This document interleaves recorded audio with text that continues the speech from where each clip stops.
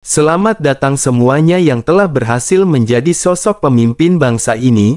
Sekarang kita akan kembali lagi diperlihatkan dengan Xiao Yan yang pada akhirnya berhasil menghancurkan Jin Wuye dan Jin Taiwei.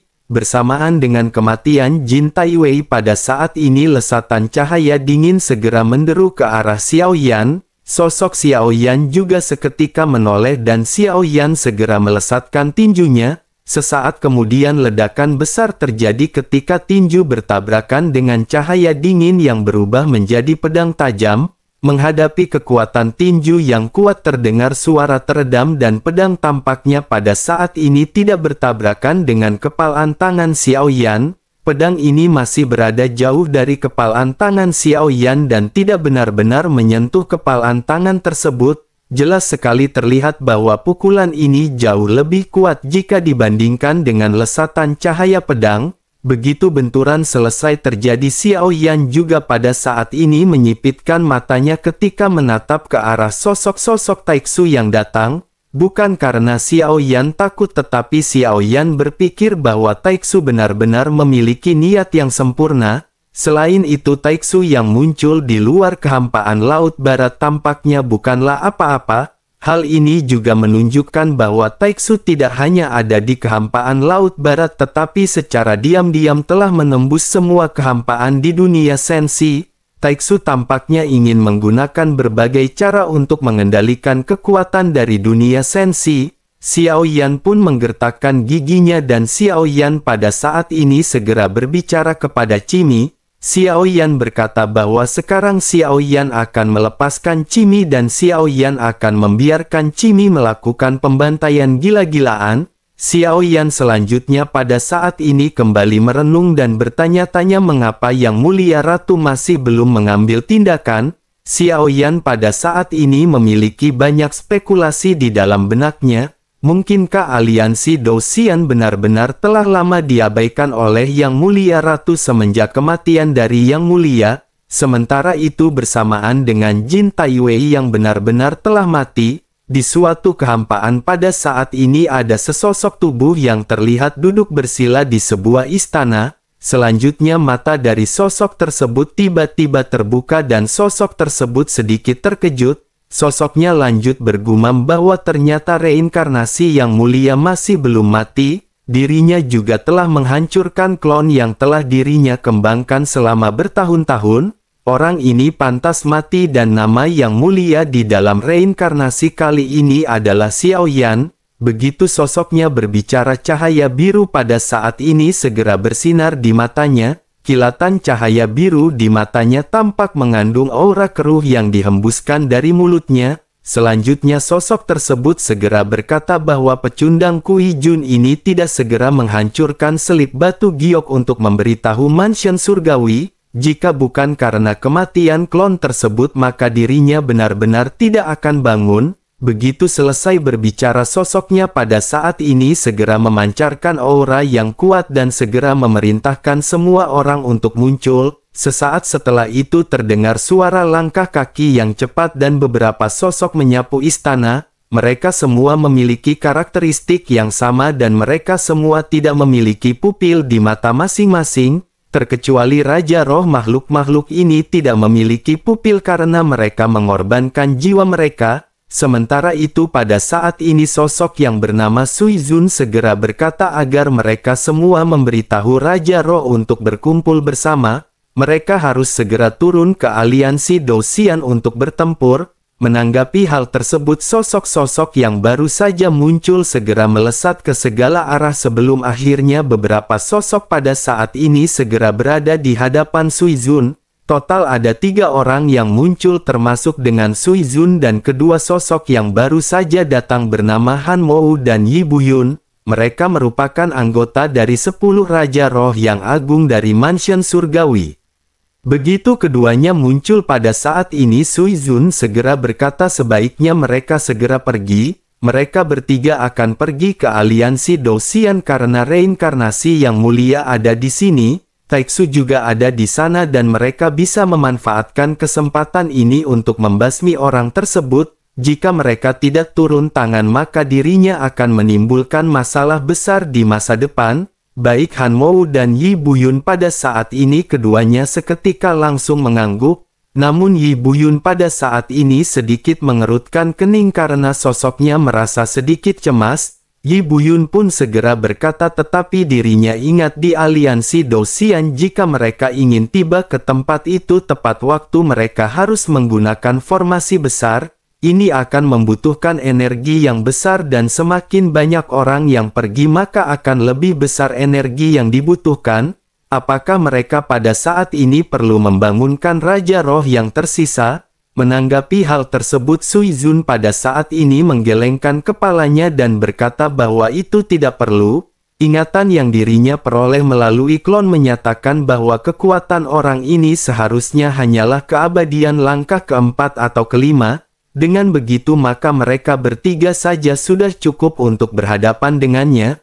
Mata Yi Buyun pada saat ini menyipit mendengar apa yang baru saja dikatakan oleh Sui Zun. Sosoknya lanjut menjelaskan bahwa menurutnya masalah ini bukanlah permasalahan yang sepele.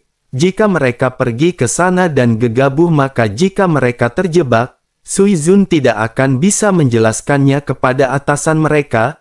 Menanggapi hal tersebut Han Mou pun mengangguk setuju dan berkata bahwa apa yang dikatakan oleh Yi Buyun memang benar. Sebaiknya Tuan Sui Zun pada saat ini harap tenang untuk sementara waktu. Dirinya juga mendengar bahwa Kui Jun telah pergi dan dirinya ingin tahu apakah dirinya akan mengirimkan berita kepada mereka. Menanggapi hal tersebut Sui Zun pada saat ini memiliki ekspresi yang muram dan mulai berbicara. Sosoknya berkata bahwa dirinya khawatir ada yang salah dengan Kui Jun. Dirinya tidak mengambil tindakan ketika klonnya terbunuh dan dirinya tidak menghancurkan slip batu tepat waktu untuk memberitahunya. Dirinya pada saat ini curiga mungkinkah Kui Jun mengkhianati mansion surgawi.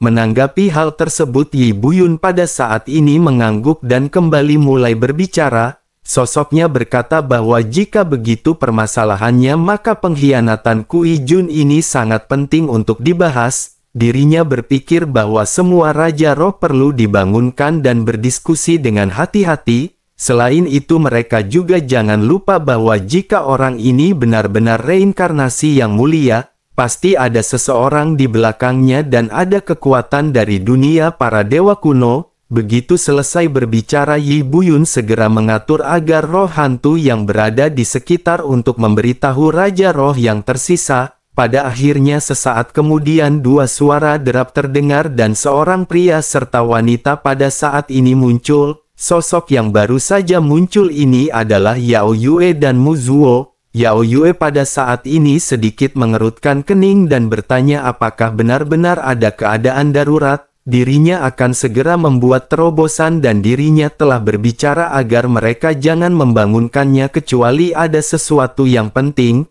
Menanggapi hal tersebut Yi Buyun pada akhirnya segera menjelaskan semua permasalahannya kepada keduanya. Mendengar penjelasan Yi Buyun ekspresi keduanya pada saat ini menjadi semakin muram. Sesungguhnya sebelum kematian dari Yang Mulia telah memberikan pukulan berat kepada mereka sebagai Raja Roh. Yang Mulia telah melemahkan kekuatan mereka sehingga kekuatan dari 10 Raja Roh dari mansion surgawi sangat berkurang. Dengan begitu maka mereka harus berlatih lagi untuk meningkatkan kekuatannya. Namun hanya saja pada saat ini lebih sulit bagi mereka untuk berlatih dan meningkatkan kekuatannya. Itulah yang pada akhirnya membuat mereka tercengang begitu mereka mendengar nama Yang Mulia.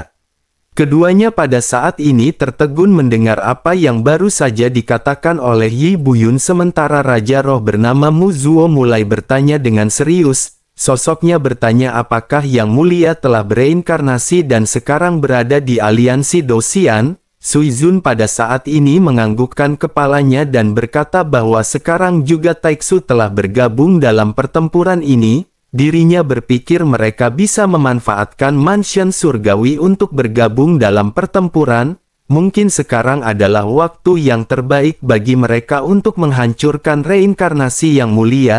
Dirinya juga mendapatkan informasi dari klon bahwa dunia dewa kuno pada saat ini belum muncul dan ini merupakan waktu yang terbaik untuk menyerang.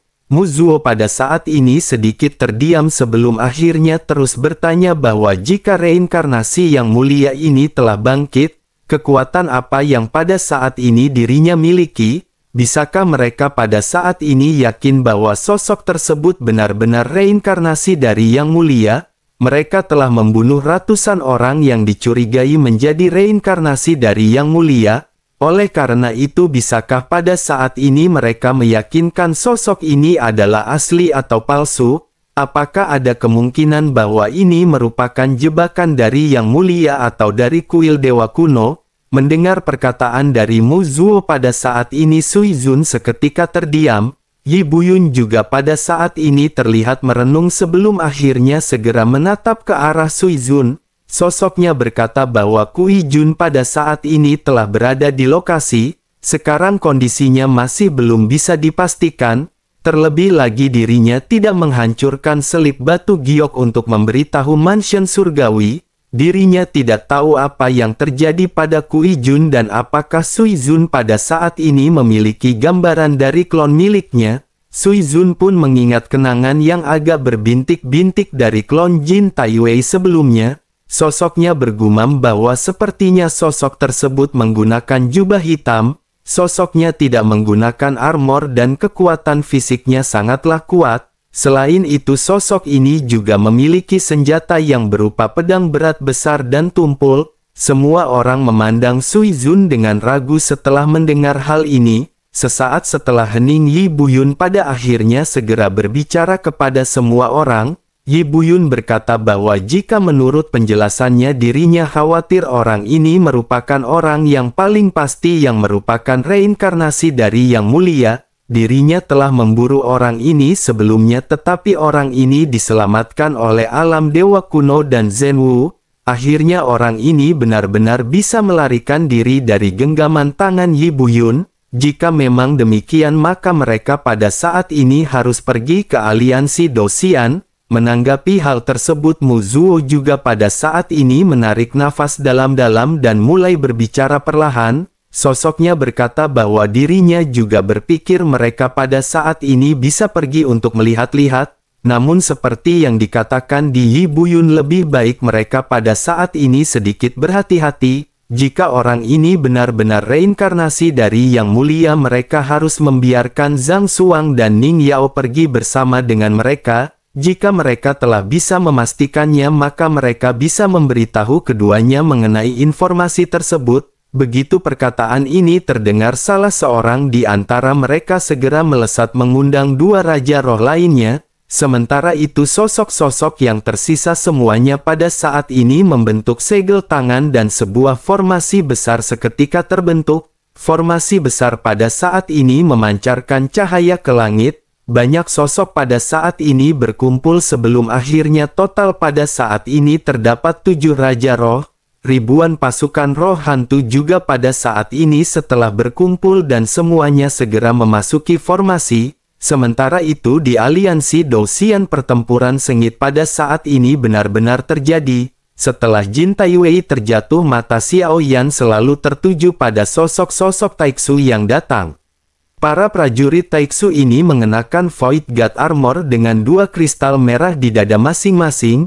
Tidak lama setelah Jin Taiwei mati dan pertempuran terjadi pada saat ini, banyak prajurit Taiksu yang seketika berbalik. Di lubang hitam di tengah formasi yang muncul pada saat ini terlihat adanya Dewa Taiksu yang besar. Di belakang dari Dewa Taiksu ini ada peti raksasa yang merupakan tempat kelahiran dari sosok-sosok Taiksu. Sementara itu sosok Xiao Yan pada saat ini terus-menerus mengobrak-abrik para prajurit Taiksu yang hendak berniat untuk melarikan diri.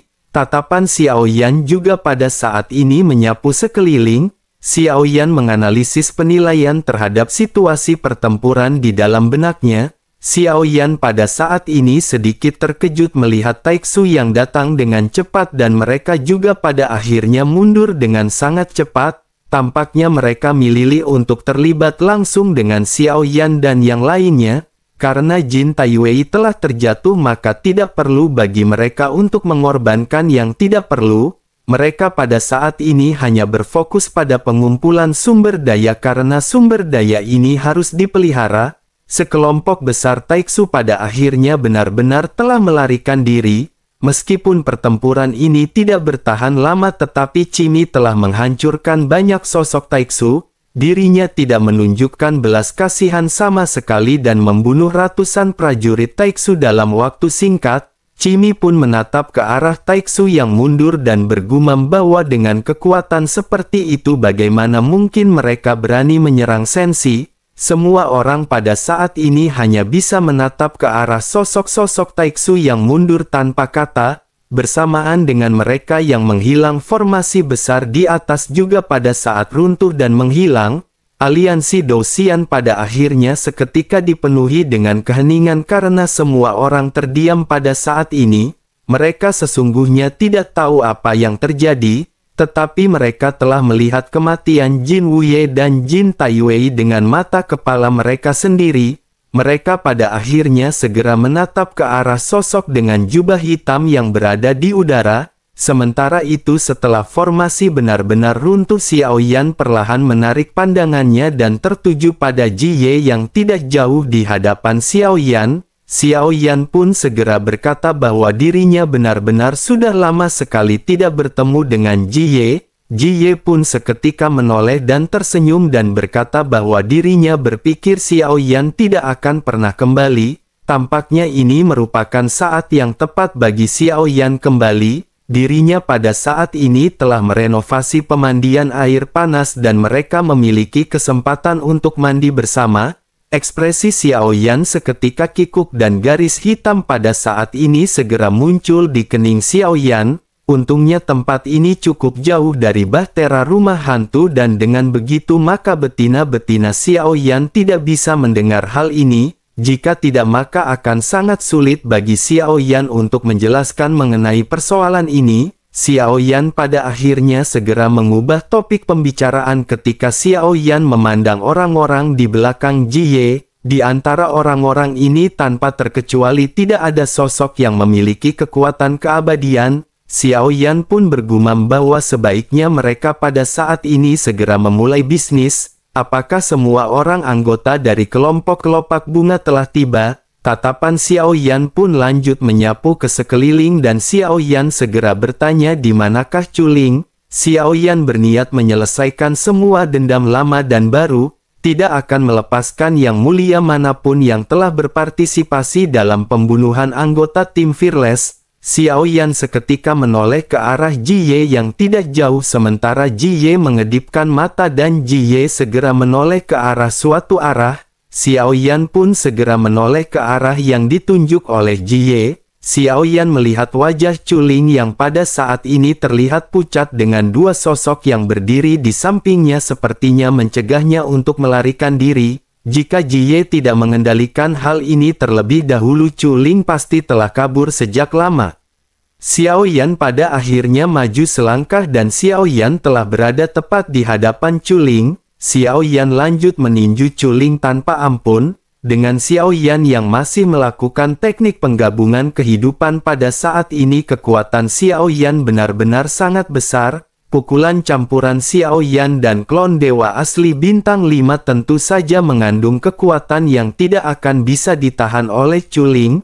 Begitu Xiaoyan meninju Chuling pada saat ini bahkan tidak adanya teriakan yang berasal dari Chuling. Tubuh Chuling pada saat ini langsung meledak dan kekuatan yang begitu kuat benar-benar mengguncang dua orang yang menjaga Chuling. Xiaoyan benar-benar menghancurkan Chuling dengan satu pukulan. Tidak peduli kekuatan macam apapun yang dimiliki oleh Chuling, Chuling hanyalah seorang dogat. Semua orang di aliansi Douxian pada saat ini benar-benar tercengang melihat aksi yang baru saja dilakukan oleh Xiaoyan.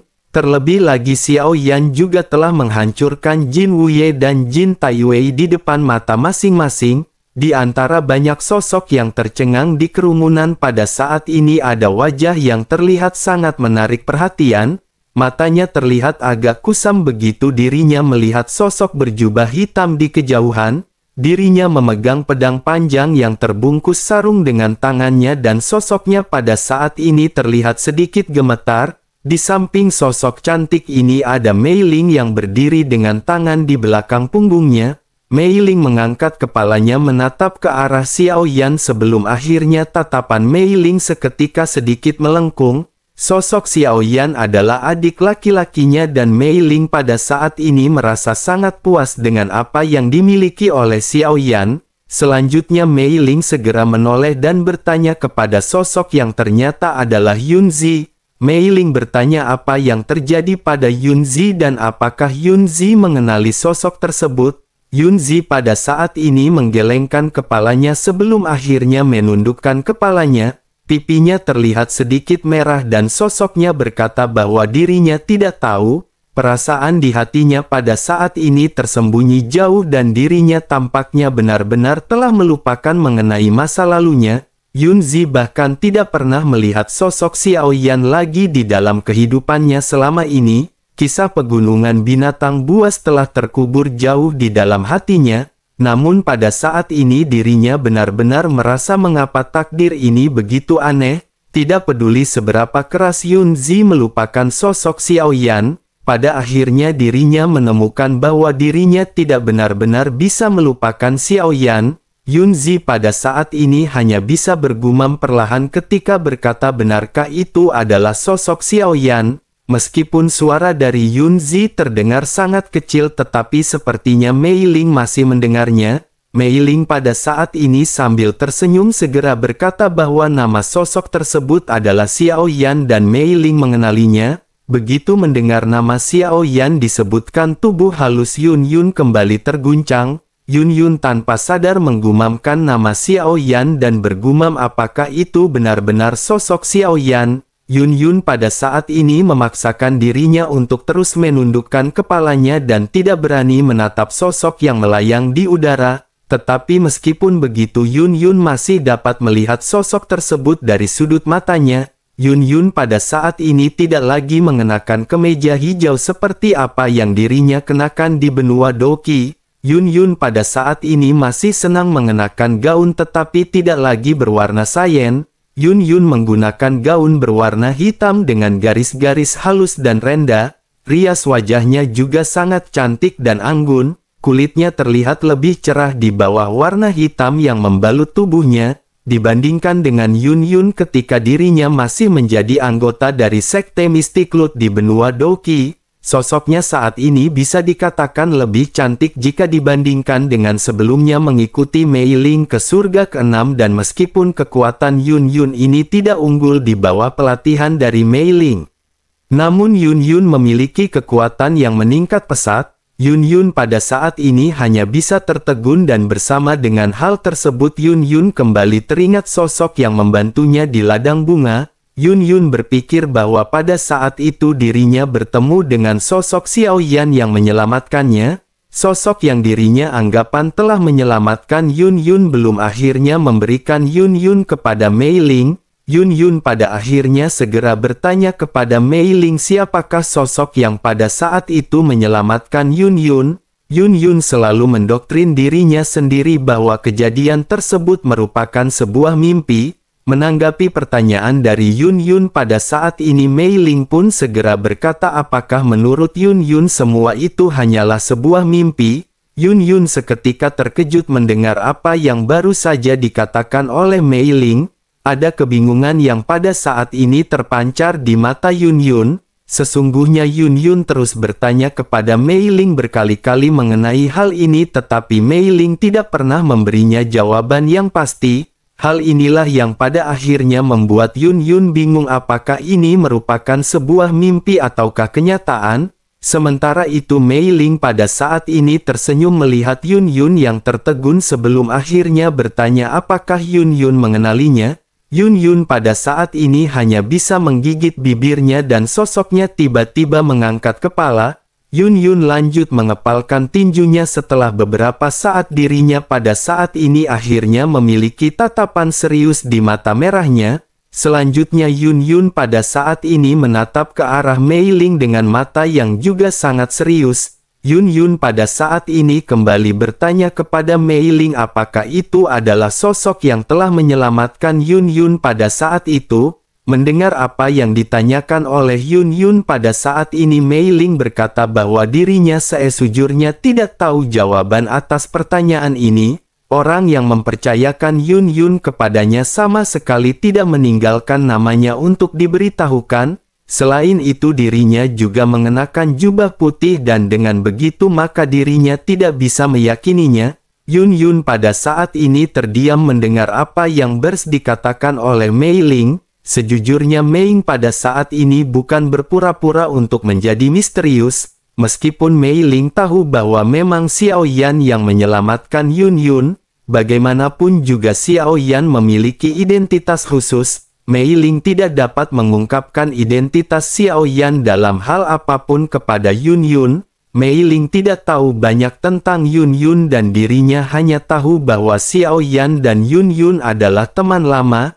Namun begitu melihat reaksi dari Yun Yun, sepertinya mereka berdua memiliki hubungan yang lebih dekat daripada teman lama. Sementara itu Yun Yun pada saat ini terus terdiam dengan banyak spekulasi yang mengalir di benaknya. Yun Yun mengepalkan tangannya dan Yun Yun pada saat ini kembali memandang ke arah Xiao Yan. Yun Yun berpikir bahwa semua ini bukanlah kebetulan di mana Xiao Yan terus-menerus membantu Yun saat-saat kritis. Terlebih lagi Xiao Yan juga pada saat ini telah datang ke aliansi Dosian. Terlebih lagi Yun Yun juga pada saat ini benar-benar telah ditempatkan di aliansi Dosian yang terkenal. Dirinya memiliki guru yang kuat dan dengan hati-hati membimbing serta meningkatkan kekuatannya.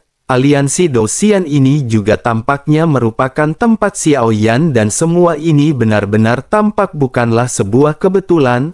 Begitu Yun Yun memikirkan hingga di tahap ini Yun Yun pada akhirnya menjadi semakin bersemangat. Tetapi meskipun begitu saat Yun Yun menatap ke arah Xiao Yan yang tampak seperti dewa di udara, Yun Yun kembali berpikir tampaknya Yun Yun sepertinya tidak lagi layak bagi Xiao Yan.